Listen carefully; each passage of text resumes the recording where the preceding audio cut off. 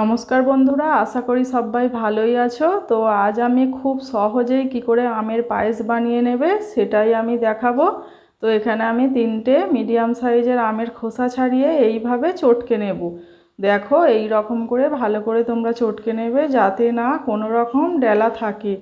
মিহি করে আমি চটকে নিচ্ছি এইভাবে।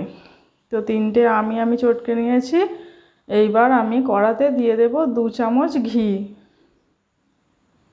ঘিটা গরম হতে দেব।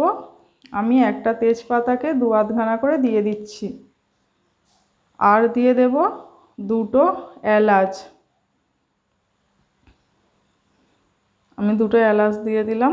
তো এবার ঘি, তেজপাতা, এলাচটা ভালো করে গরম হয়ে ভাজার পর আমি দিয়ে দেব সুজি। তো সুজিটাকে আমি ভালো করে ভাজতে থাকবো লাল লাল করে। তো বাড়িতে যদি আম আর সুজি থাকে তোমরা খুব সহজেই রেসিপিটা বানিয়ে ফেলতে পারবে।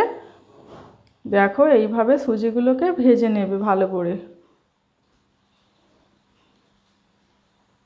এটা খুব কম সময়েই তোমরা বানিয়ে ফেলতে পারবে। বাচ্চাদের টিফিনে বা যখন ইচ্ছা এটা তোমরা বানিয়ে খেতে পারো। খুব ভালোই লাগে, খারাপ লাগে না, কোনো রকম ঝুট ঝামেলা ছাড়াই।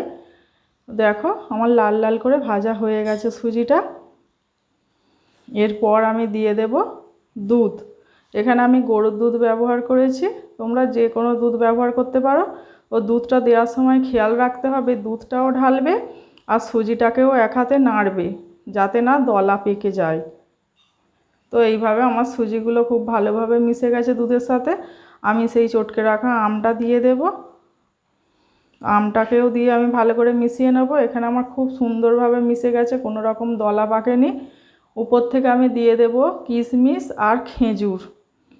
এই দুটো উপকরণ দিয়ে আমি আরও একটু নেড়ে দেব। এইবার আমি দিয়ে দেব স্বাদ মতো চিনি। যে যেমন মিষ্টি খাও সেরকমভাবে চিনিটা ব্যবহার করবে, যতটা পরিমাণে বানাবে। তো চিনিটাও দিয়ে আমি ভালো করে নেড়ে নিচ্ছি এইভাবে। আর দিয়ে দেব ওপর থেকে অল্প একটু নুন। তো রেসিপিটা খুব তাড়াতাড়ি হয়ে যাবে, কোনো রকম ঝামেলা ছাড়াই। রেসিপিটি ভালো লেগে থাকলে আমাকে একটা লাইক, শেয়ার, কমেন্ট করে আমার পাশে থেকো।